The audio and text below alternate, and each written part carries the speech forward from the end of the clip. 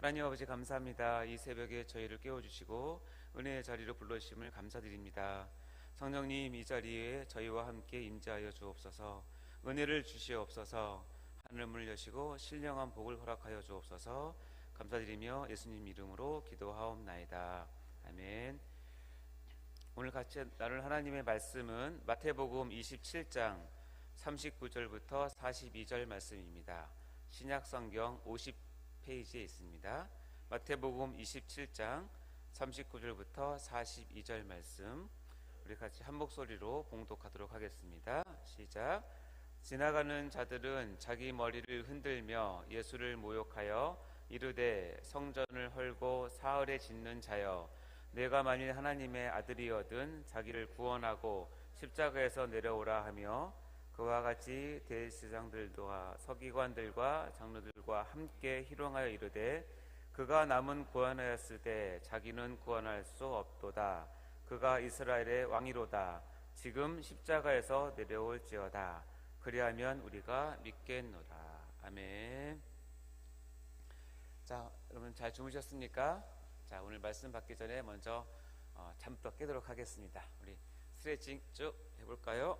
자, 좌우로 크게 네, 크게 네. 자, 어깨도 돌려보시고요. 네, 목도 돌려보시기 바랍니다.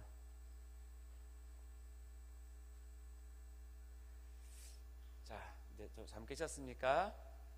네, 같이 말씀 보도록 하겠습니다. 자, 지금 우리들은 고난 주간을 보내고 있습니다. 우리 구주 예수님의 고난과 십자가, 그리고 죽음과 부활을 또 깊이 묵상하며 나를 향하신 그 크신 사랑에 감격하며 어찌하든지 예수님을 따르고자 하는 그런 결단하는 그런 한 주를 지내고 있는 것입니다. 특별히 이번 한 주는 고난주간 특별 밤기도회를 갖고요, 담임 목사님으로부터 십자가와 부활에 대한 매우 강렬하고 능력 있는 말씀을 받고 있는 중입니다. 이와 같이 우리가 믿고 있는 기독교는 십자가와 부활이 가장 중심적인 메시지이며, 이것이 절대로 타협되거나 변질되어서는 안 되는 핵심적인 기본 진리인 것입니다. 그리고 이 진리는 예수님께서 십자가를 끝까지 지심으로 이루어진 것임을 우리는 반드시 알아야 합니다. 그런데 이 말을 아십니까? No cross, no crown. 즉 십자가 없이는 영광도 없다, 십자가 없이는 면류관도 없다라는 뜻입니다. 그런데 요즘은 십자가 지기를 거절하면서도 여전히 하나님의 구원과 축복과 영광만을 얻고자 하는 속임수가 난무하고 있는 세대입니다. 이것은 사단의 최후의 유혹이자 결정적인 속임수입니다. 그래서 오늘 설교는 속지 맙시다 시리즈 20번째 시간으로, 설교의 제목은 십자가에서 내려오라는 말에 속지 맙시다입니다. 자, 제목이 뭐라고요? 십자가에서 내려오라는 말에 속지 맙시다. 먼저 오늘 본문 말씀을 제가 한 번 더 같이 한번 봉독해 보도록 하겠습니다. 마태복음 27장 39절부터 42절 말씀입니다. 시작. 지나가는 자들은 자기 머리를 흔들며 예수를 모욕하여 이르되 성전을 헐고 사흘에 짓는 자여, 내가 만일 하나님의 아들이거든 자기를 구원하고 십자가에서 내려오라 하며, 그와 같이 대제사장들도 서기관들과 장로들과 함께 희롱하여 이르되 그가 남은 구원하였을 때 자기는 구원할 수 없도다. 그가 이스라엘의 왕이로다. 지금 십자가에서 내려올지어다. 그리하면 우리가 믿겠노라. 자, 이 본문의 사건은 예수님께서 십자가에 달리셨을 때 있었던 한 사건입니다. 그런데 여러분께서 지금 잘 읽어보시면 아시겠지만 두 번씩이나 예수님께 그 십자가에서 내려오라고 이야기하고 있는 것을 볼 수 있습니다. 왜 그럴까요? 제2위 하나님이신 예수님께서는 성육신으로 이 땅에 오셨습니다. 왜 오셨나요? 한마디로 말하면 십자가를 지기 위해서 오신 것입니다. 이것은 아담의 타락 이후 죄가 인간 안에 들어와서 사단이 죽음이라고 하는 강력한 무기를 들고 그동안 인간들을 협박하고 속여서 멸망의 길로 가게 했던 그 만행을 이제 예수님께서 멸하시기 위해서 십자가를 지신 것입니다. 어쩌면 지금 골고다에서 예수님께서 십자가에 달린 이 순간은 하나님 아버지께서 기다리고 기다렸던 바로 그 순간이었을 것입니다.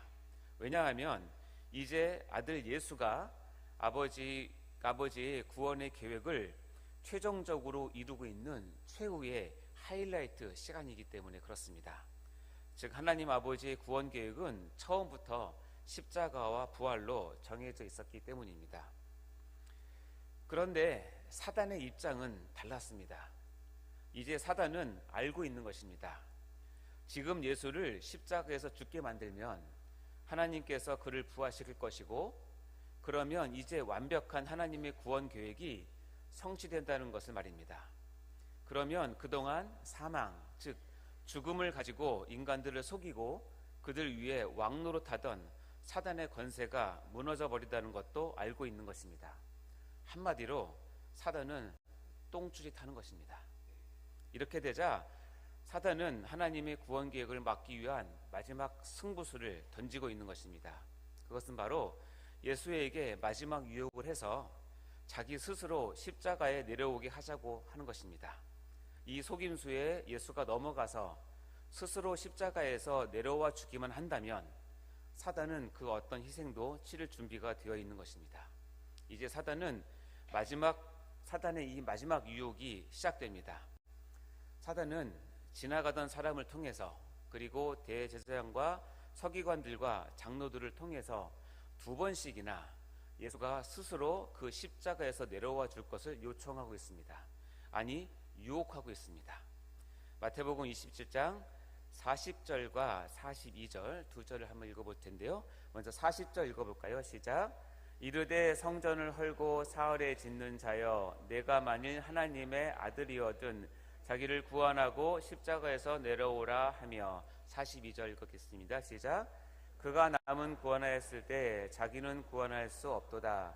그가 이스라엘의 왕이로다.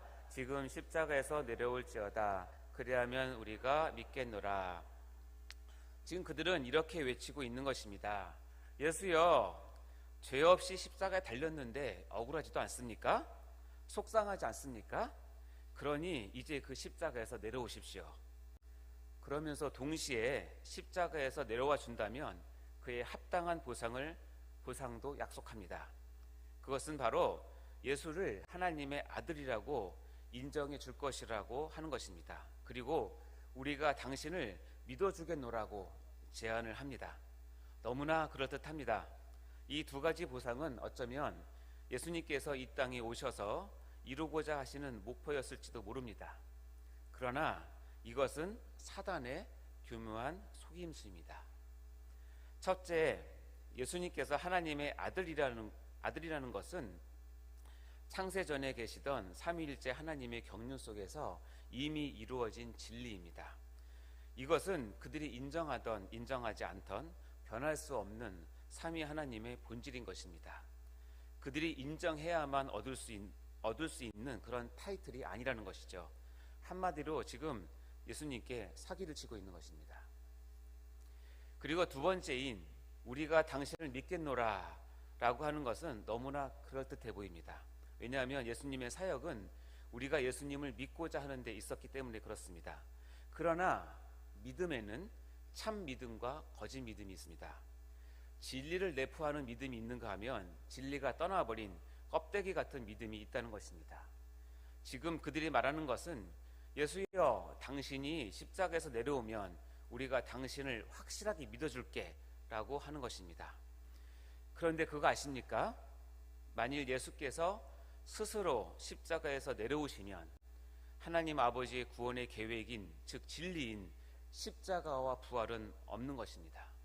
왜냐하면 예수님께서 스스로 십자가에서 내려오신다면 예수님은 죽지 않을 것이고, 그러면 예수님의 부활은 애초부터 없는 것이 되기 때문에 그렇습니다.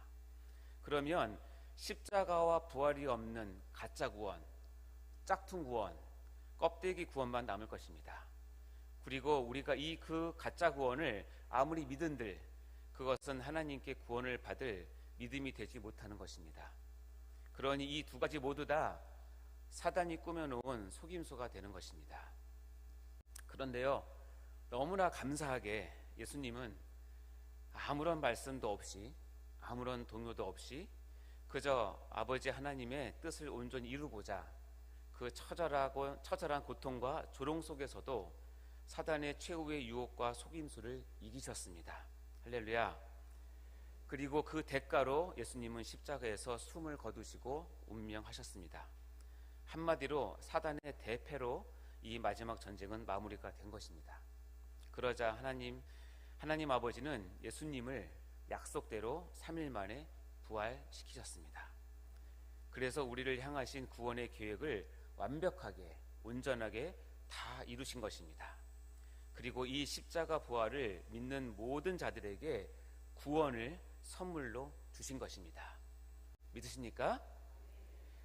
자, 그러면 이 사실을 알게 된 우리는 이제 어떻게 살아야 할까요?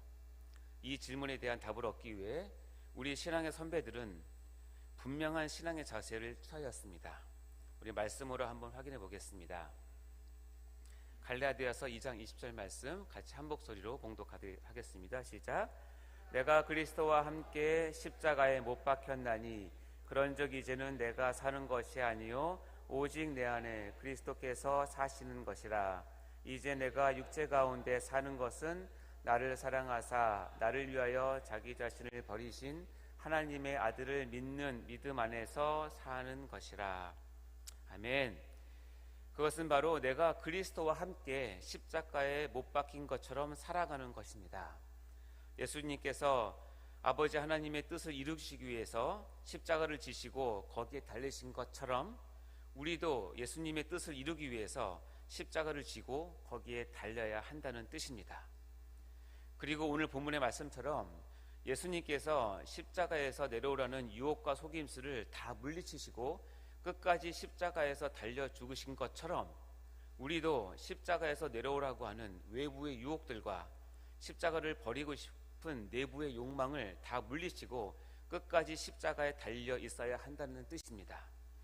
그렇게 되면 예수님께서 십자가 위에서 돌아가신 것처럼 우리들도 우리의 십자가에서 죽음을 맞이하게 될 것입니다. 물론 이것은 절대로 쉬운 일은 아닐 것입니다. 그런데 이 십자가를 끝까지 붙들고 거기에 내려오지 않음으로써 우리가 거기서 죽게 되어야 마치 예수님께서 부활의 첫 열매가 되신 것처럼 우리들도 비로소 우리의 삶에서 부활을 누릴 수 있게 되는 것입니다. 요한복음 12장 24절과 25절 말씀을 한번 같이 읽어보도록 하겠습니다. 시작. 내가 진실로 진실로 너에게 이르노니 한 알의 밀이 땅에 떨어져 죽지 아니하면 한 알 그대로 있고 죽으면 많은 열매를 맺느니라.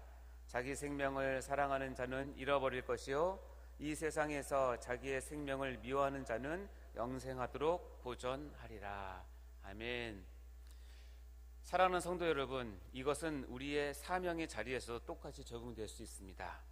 우리는 사명이라고 하는 십자가를 지고 좁은 문 좁은 길을 걷고 있는 순례자들입니다.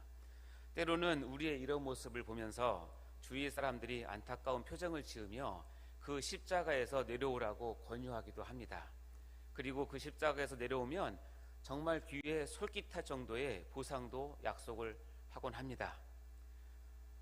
돈을 더 벌고 나서 예수를 더 잘 믿으라고 합니다.